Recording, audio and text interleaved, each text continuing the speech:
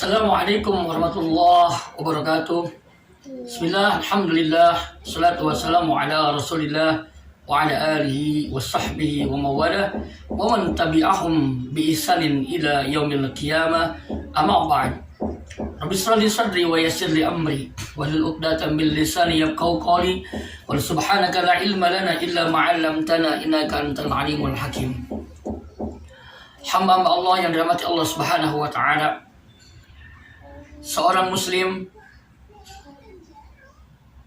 semuanya kalau kita tanya, pasti dia punya cita-cita kebahagiaan, yaitu dunia dan akhirat. Dan inilah visi setiap muslim. Digambarkan, yaitu dijelas-jelas oleh Allah Subhanahu wa taala. Allah ajarkan kita untuk menggapai kebahagiaan dunia akhirat dengan berdoa, Rabbana atina fid dunya hasanah wa fil akhirati hasanah wa qina azabannar. Jadi kebahagiaan di dunia, kebahagiaan di akhirat adalah visi seorang muslim. Pertama adalah visi jangka pendek, yaitu bahagia di dunia, atina fid dunya hasanah. Yang kedua adalah kebahagiaan di akhirat, wa fil akhirati hasanah wa qina azabannar. Ada visi, ada cita-cita, tentunya ada proses. Maka tidak mungkin kita akan mencapai dua hal tadi kecuali kita akan menempuh proses ini. Apa proses itu? Yaitu misi seorang muslim. Wa ma khalaqtul jinna wal insa illa liya'budun. Tidaklah kami ciptakan bangsa jin dan bangsa manusia kecuali hanya untuk beribadah kepadaku. Ibadah Allah. Misi kita sebagai seorang muslim adalah ibadah. Mengesahkan Allah Subhanahu wa taala. Tunduk kepada Allah, taat kepada Allah. Memfokuskan, mengarahkan ibadah dari jenis ibadah qauliyah, ibadah ucapan, ataupun ibadah fi'liyah, ibadah perbuatan, kita hanya untukkan kepada Allah Subhanahu wa taala.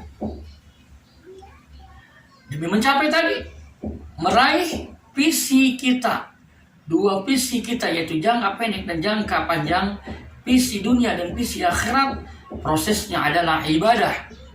Tunduk taat kepada Allah, melakukan semua kebaikan-kebaikan, baik ucapan ataupun perbuatan yang disukai Allah Subhanahu wa taala hanya untuk Allah. Wa qala rabbuka alla ta'budu illa iyyah. Allah wajibkan kalian untuk tidak beribadah kecuali hanya kepada Allah Subhanahu wa ta'ala. Langkah ketiga, ketika kita sudah cita-cita sudah punya, prosesnya sudah tahu, yaitu ibadah kepada Allah. Tentunya memerlukan yang namanya juknis. Karena ibadah tadi tidak mungkin bisa tepat, tidak mungkin kita bisa laksanakan tanpa tahu perintah ataupun larangan dari Allah. Tanpa tahu mana yang hak dan mana yang batil. Tanpa tahu mana yang halal, mana yang haram. Tentunya kita membutuhkan petunjuk teknis. Allah Subhanahu wa taala menciptakan manusia di muka bumi ini tidak dibiarkan. Allah utus seorang manusia, para rasul. Kalau kita sebagai umat Nabi Muhammad SAW adalah Nabi Muhammad SAW dengan dibekali Al-Quran. Maka inilah yang disebut juknis alias petunjuk teknis kita dalam menempuh ibadah pengabdian kita kepada Allah, yaitu Al-Quranul Karim. Saudaraku yang dirahmati Allah Subhanahu wa ta'ala, ketika kita sudah mendapatkan petunjuk teknisnya, tahu ini perintah, ini larangan, tahu ini hak, ini batil, tahu ini halal, ini haram. Semua kehidupan ada aturannya dalam Al-Quran. Maka pertanyaannya, kita memerlukan yang nomor ketiga, yaitu cuklak alias petunjuk pelaksanaan. Tidak mungkin bisa kita beribadah dengan baik, tidak mungkin bisa melaksanakan ibadah yang sesuai diinginkan Allah Subhanahu wa taala kecuali ada petunjuk pelaksanaan. Tidak ada petunjuk yang lebih baik, tidak ada petunjuk yang paling bagus kecuali petunjuk Nabi Muhammad SAW, yaitu sunnah-sunnah Nabi Muhammad Sallallahu Alaihi Wasallam.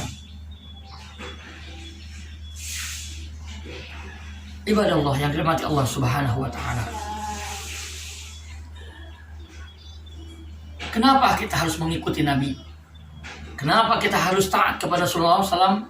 Karena Allah Subhanahu Wa Taala yang memberikan kabar, laqad kana lakum fi Rasulillahi uswatun hasanah.